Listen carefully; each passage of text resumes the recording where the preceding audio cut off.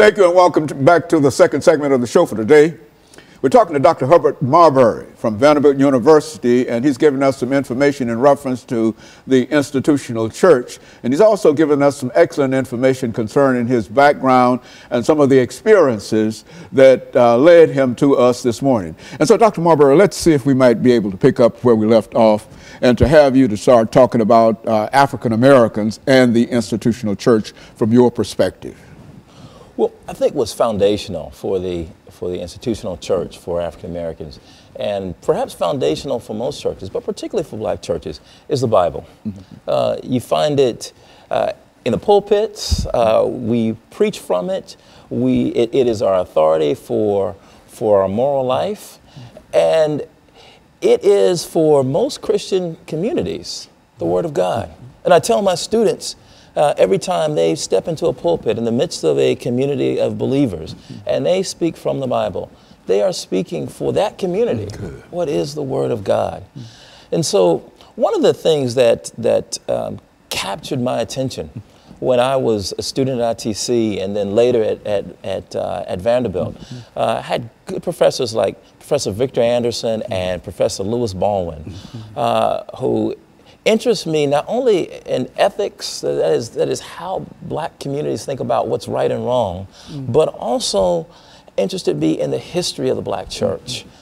And from that standpoint, I wanted to know, well, why do black churches, why do churches in general think of the Bible and use the Bible so differently? For example, you look in Nashville and you've got churches from one end of the city to the other.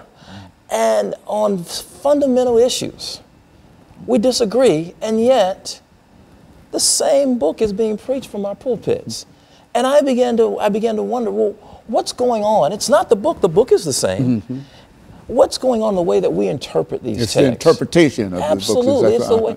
And so I wanted to study how African Americans historically have interpreted the Bible. And so that's the reason I wrote Pillars of Cloud and Fire. It begins to look at African American biblical interpretation from the antebellum period, starting with slavery. And I look at various examples. A radical example and a conservative example in the antebellum period, beginning with Absalom Jones and David Walker. I move on to look at Reconstruction with Frances Ellen Watkins Harper and John Jasper. The Harlem Renaissance with Zora Neale Hurston. Then the era of civil rights with Adam Clayton Powell and Martin Luther King Jr. And finally, I look at the era of Black Power with Albert Clegg. Each one takes up the book of Exodus, but takes it up in a very different way. And they take it up based on what I talked about earlier. That is, what are the relevant challenges that my community faces? How can I continue to make the Word of God, the Bible, relevant? And so during the antebellum period, Absalom Jones and David Walker both take up the story of Exodus almost literally. That if God delivered the children of Israel from Egypt, across the Red Sea into the Promised Land, then God will do the same. And the Promised Land was freedom from slavery. Well, freedom from slavery came, and we weren't free. We faced Jim Crow and segregation. And so if you go to the era of Reconstruction, and you look at sermons, the Promised Land doesn't look like freedom from slavery. Emancipation is no longer identified with the Promised Land. Uplift is, well, how do we educate now? How do we move from just emancipation to education and the kind of cultural attainment that will lift black communities?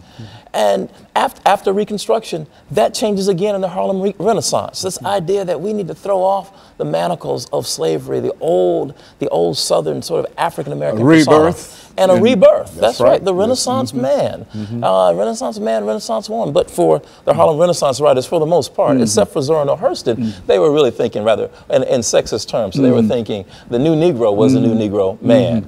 But Zora Neale Hurston, I thought, was one of the most interesting figures during that time.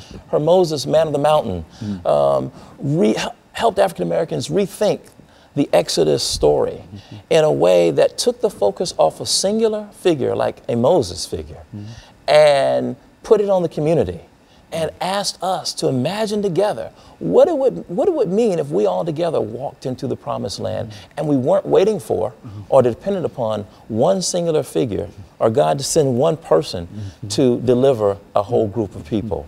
And then I go on to look at the era of civil rights with Adam Clayton Powell and Martin Luther King Jr., who understood the Exodus story and the promised land as being included as full citizens, that we would certainly enjoy, as Dr. Martin Luther King would say, the blessings of liberty. And if you look at his speeches, he takes the rhetoric from the Constitution and the Declaration of Independence, the kind of rhetoric that founded our nation, and he connects it to the Exodus story. And freedom means becoming a full citizen. Well, at a certain point, by the end of the Civil Rights movement, we find that Albert Clegg wants to do something very different with that. That there's the frustration that has risen because African Americans still aren't enjoying the blessings of liberty. There is a move to take that story and to claim it for ourselves and to claim the power to change our lives. Not that power, but not placing it in the founding documents, but placing it in black communities themselves.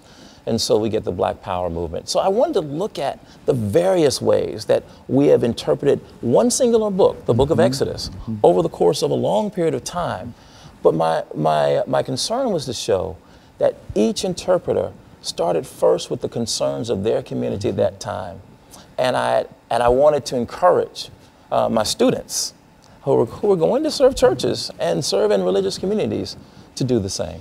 You know, during this second segment, I mean, the final segment, what I would like for you to do is to, and I think you've mentioned Adam Clayton Powell and Dr. Martin Luther King. I think that these are two giants, but I think that people know more about Dr. King than they do about Adam Clayton Powell. And so during this this final segment, when we come back, we've got about 45 or 50 seconds here.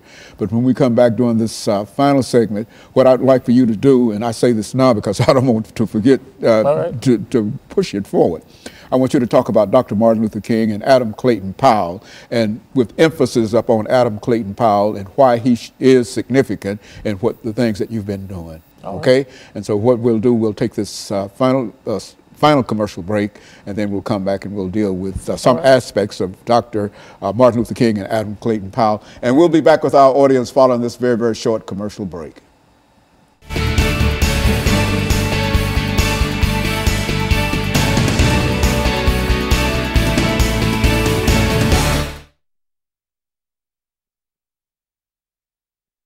You look like you've been doing this all your life, man. I got no, this is my first time.